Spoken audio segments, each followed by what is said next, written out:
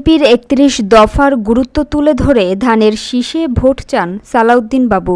বিস্তারিত থাকছে সাভার থেকে সহকর্মী মাসুদ রানাকে সাথে নিয়ে ফয়জুল ইসলামের প্রতিবেদনে।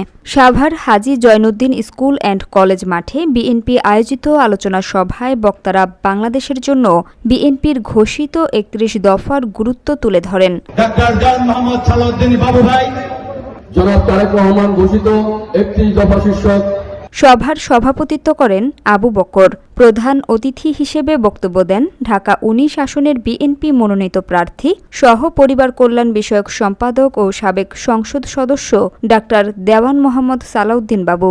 আমরা সকলে কি চাই? আপনারা যারা চান, আমরা তাই চাই যে বাবা এমপি হবে। আপনারা সকলে মিলে আজকের এগুলোর সাথে জামাত ইসলামের সাথে তারা যেভাবে প্রপাগান্ডা চালাচ্ছে, যে কোনো দলের মানুষ কম, দলের লোক কম, বাউলে কিন্তু মূলত আওয়ামী লীগের যে স্বাধীনতা কর্মীরা ছিল কোনো বাবার কাছে নাই।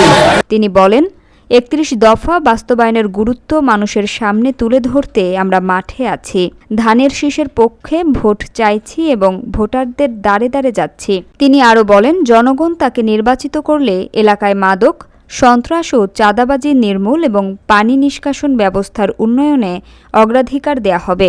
একই সঙ্গে তিনি ধানের শীষ প্রতীকে ভোট চান এবং সাবেক প্রধানমন্ত্রী বেগম খালেদা জিয়ার রোগমুক্তি কামনা করেন। আমি আপনাদের কথা দিয়ে গেলাম, আপনাদের যেটা মনের কথা অনেকে বক্তৃতা বলতে পারে না, আমার সাথে আপনাদের এই অনুরোধ আমি আপনাদের কাছে জেনে গেলাম। আপনি দেখেন, শেখ হাসিনার পিতা শেখ মুজিবুর রহমান সর্বহারা দলের নেতা সিরাজ শিকদারকে ৫ জানুয়ারি ১৯৭৫ সালে চিটিগাং থেকে ধরে তারপরে কি এই সাভারে পুলিশের উপস্থিতিতে গুলি করে হত্যা করে কয়েকদিন পরে সংসদে বলেছে শুরু হয়েছে যেটা শেখ হাসিনা সফল বাস্তবায়ন করেছে তার পিতার থেকে ১০ গুণ বেশি। সালাউদ্দিন কাদের চৌধুরী সহ অনেকে ফাঁসি দিয়েছে।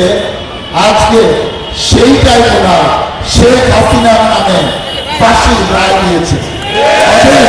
সভায় প্রধান বক্তা হিসেবে উপস্থিত ছিলেন সাভার পৌর বিএনপির সভাপতি খন্দকার শাহ মইনুল হোসেন বিল্টু। তিনি বলেন, বিএনপির ভারপ্রাপ্ত চেয়ারম্যান তারেক রহমান উপস্থিত রাষ্ট্র কাঠামো মেরামতের ৩১ দফা আমরা জনগণের কাছে তুলে ধরেছি। আশা করি মানুষের গুরুত্ব বুঝবে।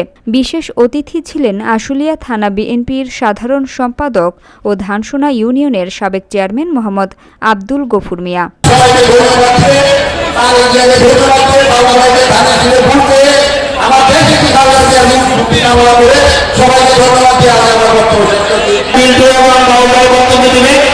আমি আপনাদের কাছে ছবিটা অনুরোধ রাখবো, ২৩ তারিখে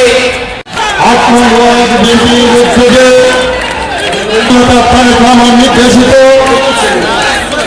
৩১ দফা বাস্তবায়নের লক্ষ্যে আজকের এই